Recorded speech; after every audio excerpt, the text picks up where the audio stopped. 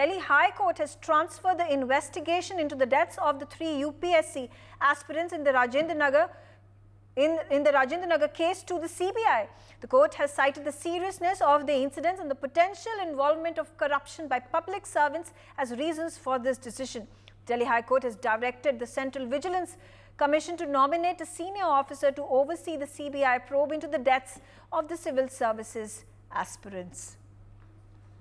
All right, that's big news.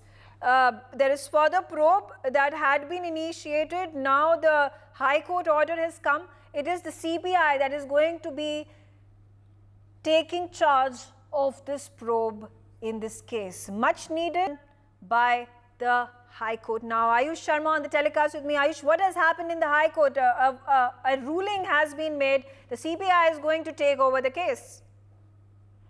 Well, yes, in a significant move to ensure justice, the Delhi High Court has transferred the investigation into the tragic deaths of 3 UPSC aspirants in Rajendra Nagar to the CBI, highlighting the seriousness of the incidents and potential corruption by public servants. The court emphasized the need for a thorough and impartial probe.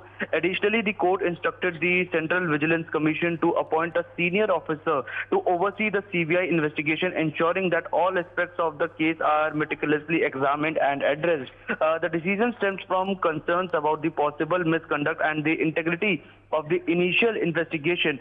By involving the CBI and CVC, the court aims to bring transparency and accountability to the probe. This step underscores the judiciary's commitment to upholding justice and addressing any lapses in the investigation process.